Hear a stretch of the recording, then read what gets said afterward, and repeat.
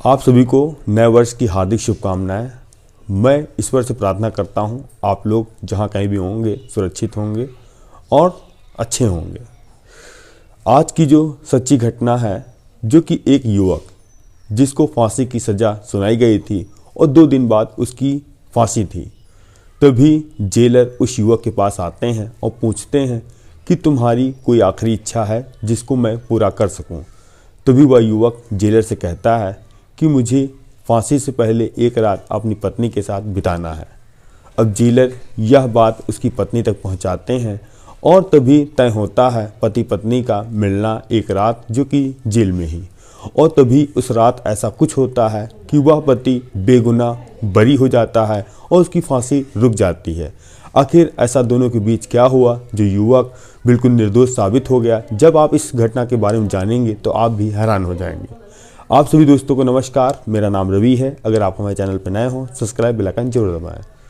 यह कहानी चालू होती है 2 दोस्त जो कि बाहर शहर में रहकर काम कर रहे थे। तभी एक युवक जो कि अपनी फ्रेंड यानी इसकी दोस्त के इल्ज़ाम में, उसको कत्ल के इल्ज़ाम में जेल भेज दिया जाता है और जो इल्ज़ाम लगते हैं वो उसके कत्ल के लगते हैं। अब जो उसकी चार्जशीट तैयार होती है और उसके बाद उसको निचली अदालत और जो हाई कोर्ट सुप्रीम कोर्ट से उसको फांसी की सज़ा सुनाई जाती है। और अब 2 दिन बाद उस युवक की फांसी होनी थी। तभी जेलर उसके पास आता है और कहता है, क्या तुम्हारी कोई आखिरी इच्छा है? तभी वह युवक कहता है, मुझे अपनी पत्नी के साथ एक रात गुजारनी है। अब जेलर यह संदेश अपने अधिकारियों को बताता है। जो अधिकारी थे वह कहते हैं कि जो युवक को फांसी होने जा रही है, क्यों ना उसकी पत्नी से बता दो, अगर वह राजी हो तो उसको जेल में मुलाकात करवा दो। अब जो जेलर अपने कुछ अधिकारी भेजते हैं उसकी पत्नी के पास और कहते हैं कि तुम्हारे पति तुमसे मिलने की इच्छा जता रहे हैं, क्या तुम तैयार हो? तो वह कहती है कि इससे बड़ी बात क्या हो सकती है। जो मेरे पति हैं, जो इनको फांसी होनी है, उससे 1 दिन पहले वह मुझसे मिलने की इच्छा जाहिर कर रहे हैं, तो मैं ज़रूर जाऊंगी। और तभी जेलर का ही जहां पर कमरा था वहां पर दोनों के लिए मीटिंग करने के लिए एक निर्धारित समय तय किया जाता है और दोनों को वहीं पे सेट तैयार किया जाता है बैठने का। अब जो जेलर थे वह कैमरा लगा नहीं सकते थे, क्योंकि उनको कहीं ना कहीं लग रहा था कि कैमरा लगाएंगे, क्या पता वो और कोई बात करें जिससे वह कैमरे में रिकॉर्ड हो जाए, जो कि यह कानून के खिलाफ है। तभी कि जो जेलर ने वहाँ पर एक वॉइस रिकॉर्डर लगा दिया और वो एक चैम्बर में बैठकर सभी अपने साथियों के साथ वह सुन रहे थे। और उनको ये भी लग रहा था कि ऐसा ना हो जो अपराधी है वो अपनी पत्नी को मार दे, उसके बाद खुद मर जाए और इसके बाद कि और कोई अनहोनी हो जाए।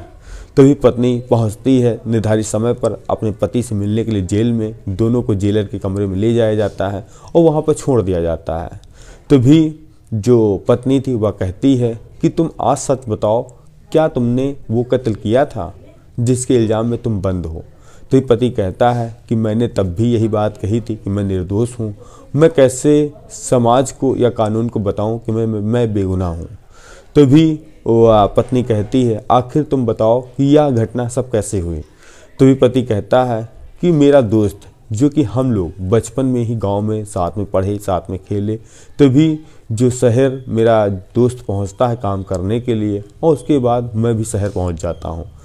हम लोग एक ही कंपनी में काम करते थे और जिसके बाद फिर मैं गांव आता हूं और फिर मेरी तुम्हारे साथ शादी होती है।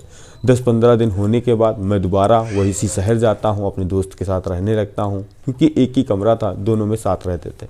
वहीं पर ही एक लड़की रहती थी और उसकी मेरे साथ नज़दीकियाँ ज़्यादा थी, यानी फ्रेंड सर्किल मेरे साथ बहुत मजबूत था और कहीं ना कहीं यह मेरे दोस्त को बात ख़राब लग रही थी।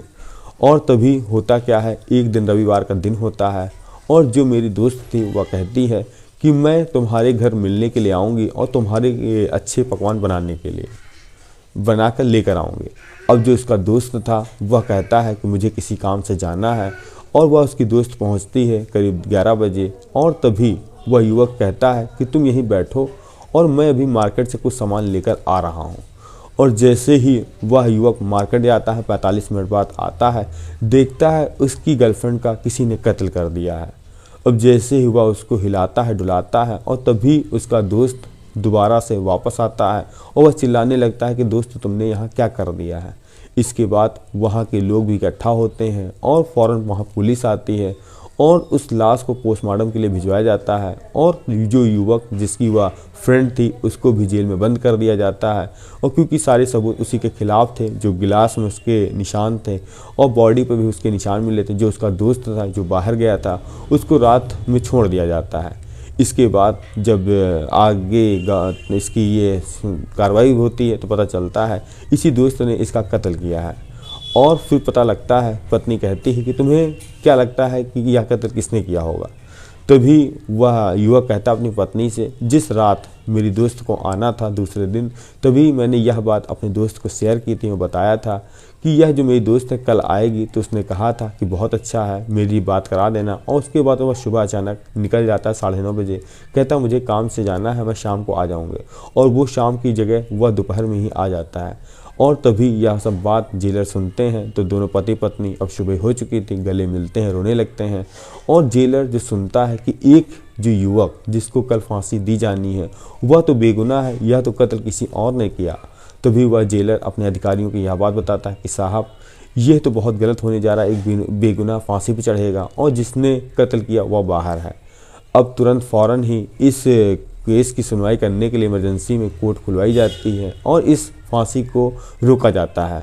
और इसके बाद दूसरी जांच कमेटी बनाई जाती है और कहा जाता है कि इस केस की दोबारा से सुनवाई हो, दोबारा से जांच हो। तो ये पता चलता है जो उसका दोस्त था उसने ही इस पूरे घटना को अंजाम दिया था और उसने अपने दोस्त को फंसाने के लिए सारा जो इल्ज़ाम गढ़ दिया था। अब फ़ौरन उसको जब पता लगता है कि वह बेगुनाह है, निर्दोष है और जो उसका दोस्त है वह कातिल है, और फिर उसको जेल भेजा जाता है। यह कहानी सुनाने का उद्देश्य किसी को परेशान करना नहीं बल्कि आपको जागरूक करना है कि दोस्ती में एक लड़की के पीछे एक कत्ल का इल्ज़ाम एक दोस्त ने लगा दिया, आखिर यह बहुत गलत किया। आपको कुछ भी राय है तो कमेंट के माध्यम से ज़रूर दें। हम मिलते हैं नई कहानी नए स्वाद के साथ। जय हिंद, जय भारत।